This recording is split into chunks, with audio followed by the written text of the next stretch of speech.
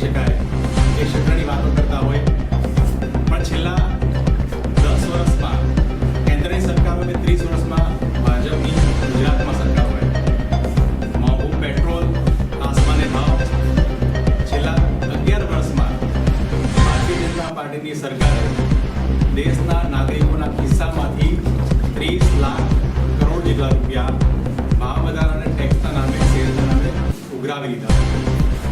એવામાં ગુજરાતના અને દેશના નાગરિકો માટે એક વૈકલ્પિક પરિવહન વ્યવસ્થા તંત્ર એટલે કે ઇલેક્ટ્રિક વ્હીકલ એ જોવા મળ્યું, આશાસ્પદ કિરણ તરીકે જોવા મળ્યું. એના માટે સરકારે કરવા પડતી અમલવારીમાં સરકાર કયા પ્રકારનું કામ કરી રહ્યું છે એનો પોલ ખોલવું હોય તે કેન્દ્રીય સરકારે જ આપ્યો છે. જે પ્રકારે વાહનો મોંઘા હોય, પેટ્રોલ મોંઘું હોય, એ વખતે ઇલેક્ટ્રિક વ્હીકલ સસ્તા મળે, ઇલેક્ટ્રિક વ્હીકલની ઉપલબ્ધિ મળે, એના માટેનું તંત્ર સારું મળે, ચાર્જિંગ પોઈન્ટ સારા મળે, આ તમામ વસ્તુની વિગતો માટેનો એક અહેવાલ એ કેન્દ્રની સરકાર દ્વારા રજૂ કરવામાં આવ્યો, જેનું નામ છે ઇન્ડિયન ઇલેક્ટ્રિક મોબિલિટી ઇન્ડેક્સ 2024, જે દર્શાવે છે કે સમગ્ર ભારતમાં 2015 પછી જે ઇલેક્ટ્રિક વ્હીકલો આવવાના શરૂ થયા એ પછી કયા રાજ્ય દ્વારા ઇલેક્ટ્રિક વ્હીકલ માટેની નીતિ અમલ કરવામાં આવી, કયા પ્રકારની માળખાકીય સુવિધા કરવામાં આવી, કયા પ્રકારના ઇન્સેન્ટિવ આપવામાં આવ્યા, સબસિડી આપવામાં આવી, અને આ બધું કર્યા પછી આજની તારીખે આ પ્રકારના સરકારમાં રાજ્યની સ્થિતિ એ કઈ છે એ રજૂ કરવામાં આ રિપોર્ટમાં વિગત આપવામાં આવી છે.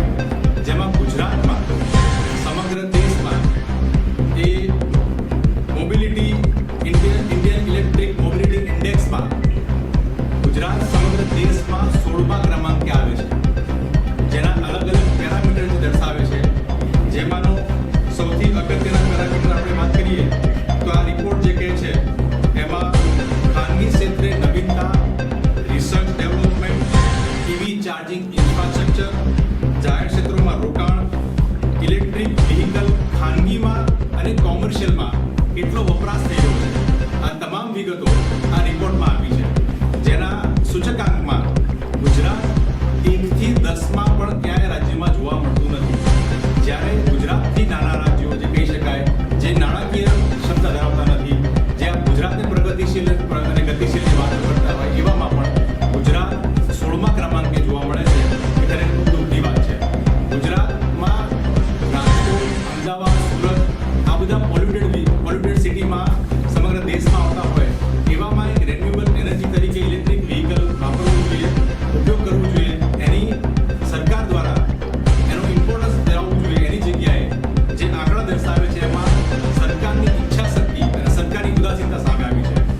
જ્યારે 4 વર્ષ સરકાર કેન્દ્ર સરકારના થયા છે, એ જ પ્રમાણે ગુજરાતમાં ગુજરાત ઇલેક્ટ્રિક વ્હીકલ એક્ટ એટલે કે પોલિસી 2021માં લાગુ કરવામાં આવી.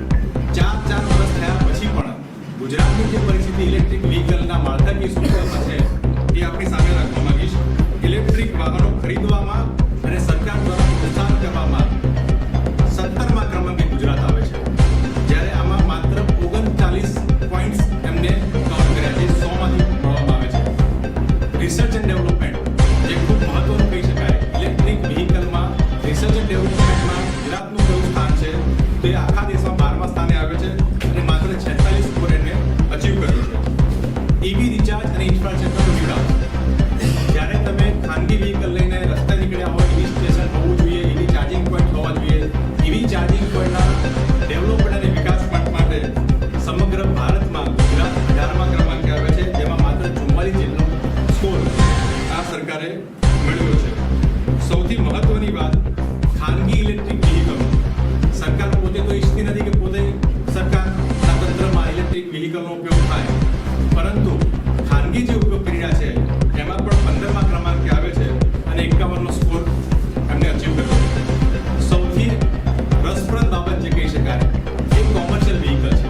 ખાનગી વ્હીકલ ઉપયોગ થાય પણ પરિવહનમાં સૌથી મોટો ભાવ જે આપતું એ કોમર્શિયલ વ્હીકલ છે. કોમર્શિયલ વ્હીકલમાં ગુજરાતની સ્થિતિ જોવા જઈએ, આખા ભારતમાં 27મા ક્રમાંકે આવે છે અને 100માંથી માત્ર 5 માર્ક આ ગુજરાત સરકારે મેળવ્યા છે. આ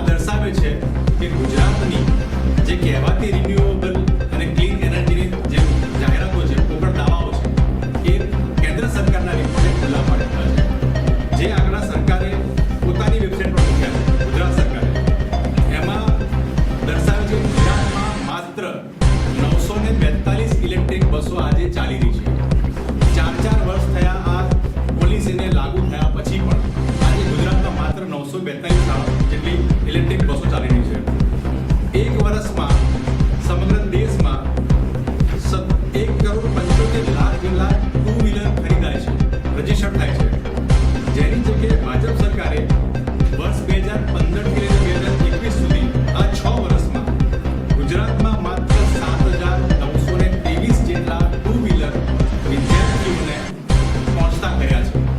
એટલે વાતો કરવાની કે અમે ઇલેક્ટ્રિક વ્હીકલ પર સબસિડી આપીએ, ઇલેક્ટ્રિક વ્હીકલ લોકોને મુહૈયા કરાવીએ અને એના કારણે પર્યાવરણ સુધરે, પણ સરકારની નીતિ સુધરતી નથી. સરકારની નીતિમાં તંત્રમાં જે ભ્રષ્ટાચાર છે એના કારણે આજે સામાન્ય નાગરિકને, વિદ્યાર્થીઓને, ઇન્ડસ્ટ્રીયલમાં કામ કરતા વર્કરો માટે ખાસ બસ ટુ વ્હીલર આપવામાં આવે. આ તમામ વસ્તુમાં પોલિસી પેરાલિસિસના કારણે આજે ગુજરાત ઇલેક્ટ્રિકલ મોબિલિટી ઇન્ડેક્સમાં 16મા ક્રમાંકે પહોંચ્યું છે. એ જ પ્રમાણે 2018 થી 21માં જે બસ રજીસ્ટર થાય એ સમગ્ર ભારતમાં 11 લાખ બસો એટલે કે કોમર્શિયલ વ્હીકલ રજીસ્ટર થયા છે, જ્યારે ગુજરાતમાં 2018 થી 21માં માત્ર 77 જેટલી ઇલેક્ટ્રિક વ્હીકલ એ ગુજરાતમાં રજીસ્ટર થઈ છે. એટલે દર્શાવે છે કે ગુજરાતની જે કહેવાતી ઇલેક્ટ્રિકલ માટેની રિન્યુએબલ એનર્જી માટેની જે પોલિસી છે એ પોલિસી પેરાલિસિસ છે. 4 વર્ષ થયા પછી પણ જો સરકાર નાગરિકોને પેટ્રોલ ડીઝલ મોંઘું થયું હોય, ઇથેનોલમાં 20% ભરીને પેટ્રોલ આપવામાં આવે અને એમાં પણ એમને રાહત ના આપવામાં આવે, ત્યારે નાગરિક જ્યારે ઉત્તમ વિકલ્પ તરીકે ઇલેક્ટ્રિકને જોતો હોય અને એમાં સરકારની આ ઉદાસીનતા હોય, ત્યારે ખરેખર ગુજરાતના લોકોને જે મળવાપાત્ર હક અધિકાર કહેવાય, મળવાપાત્ર રાહત કહેવાય, એ રાહત મળતી નથી. સરકારના પોતાના રિપોર્ટમાં આ પ્રકારનો ખુલાસો થાય ત્યારે આપના માધ્યમથી ગુજરાતની સરકારને પૂછવા માંગુ છું કે છેલ્લા 4 વર્ષથી સરકાર શું કરતી હતી? સરકાર માળખાકીય સુવિધામાં પાછળના ક્રમાંકે આવે, સરકાર રિસર્ચ એન્ડ ડેવલપમેન્ટમાં કંઈ ના કરે, સરકાર કોમર્શિયલ વ્હીકલમાં માત્ર 5 માર્ક લઈને આવે. એટલે દર્શાવે છે કે સરકારે સત્વરે માળખાકીય સુવિધા જેવી કે ઇલેક્ટ્રિકલ ચાર્જિંગ, જેવી કે રિસર્ચ ડેવલપમેન્ટના સેન્ટર, જેવી કે ખાનગી વ્હીકલોની પરચેસમાં એમને સરકારે કામ કરવું જોઈશે અને તાત્કાલિક